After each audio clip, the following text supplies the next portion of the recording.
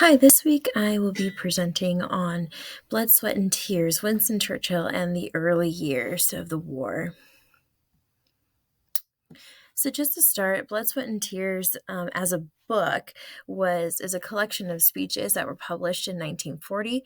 And then the speech itself, Blood, Sweat, and Tears, discusses Churchill's desire to lead Britain to victory. So, first of all, Winston Churchill promised the people that when he became prime minister, that he would lead them to victory. However, early in the war, that prospect seemed far away as there was a lot of turmoil for the British in France. So, while the first article that I read from the New York Times, it's not about the book that was published by Winston Churchill per se. It was more so a response to what was being experienced by the British.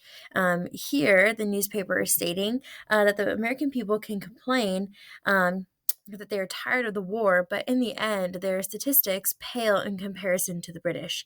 The losses by the British and the true war that they have endured as the United States was not at the hand of battles and bombings besides Pearl Harbor, it makes the cries of tired Americans seem almost diminished.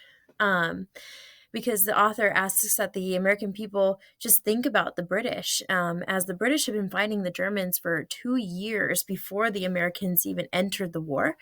And it was inspired by the resilience of the British and the leadership of Churchill.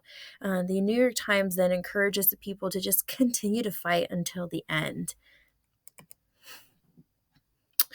Well, continuing on in an article by Raymond Daniel, who wrote Churchill Speaks for Freedom, Blood, Sweat, and Tears. He talks about how the book was spoken of in Parliament long before it was even available to the public, and that this book was not necessarily a true application of historical analysis. Rather, it served as a personal interpretation of events. And Churchill was described as a master of rhetoric and a strong leader of the free world. And perhaps to give credence to the words spoken by Churchill, he himself did not select the speeches included in his book. Rather, his son Randolph selected them, noting that there are few great men who would be willing to have their speeches published unedited. And he beams that this is what Winston Churchill is doing, allowing the world to view his words the way they were spoken and delivered as they were when he made the speech years previously.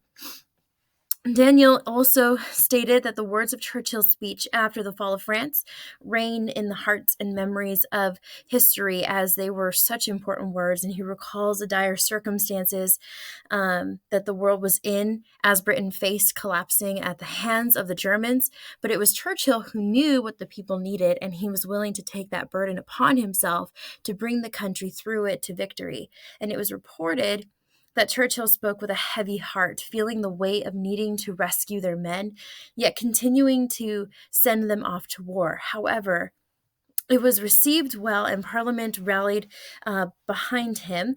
And Churchill's role in the government was important, as Daniel points out, that even before he was part of the government, he spoke against Hitler, and Hitler in return saw him as a threat to Germany and stated that any involvement of Churchill in their government would be considered an act of war. And just to round it all out, another article from the New York Times stated that by 1941, Churchill was quickly becoming a legendary figure around the world. Robert Post viewed him as a prophet who is destined for this leadership role, as he has the ability to predict what will happen in the world. And Post believed that Churchill was the greatest and most effective democratic leader of their time, and noted that Churchill never gives any credence to the mistakes of his past, believing that he was a voice of warning that was going unheeded until his new position came about, and that was kind of reparation for him. In terms of his writings, he was actually opposite of Daniel. He believed that Churchill was one of the greatest historians of all time, perceiving his writings to be practiced, responsible, and powerful. And he offers a profound conclusion saying that he himself was a paradox even then, surrounded by controversy due to his past failures and unrelenting perspectives on Hitler and Mussolini.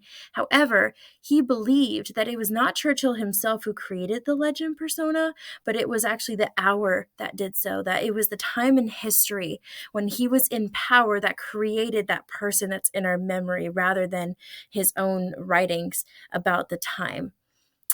And that is what I have this week. Thank you.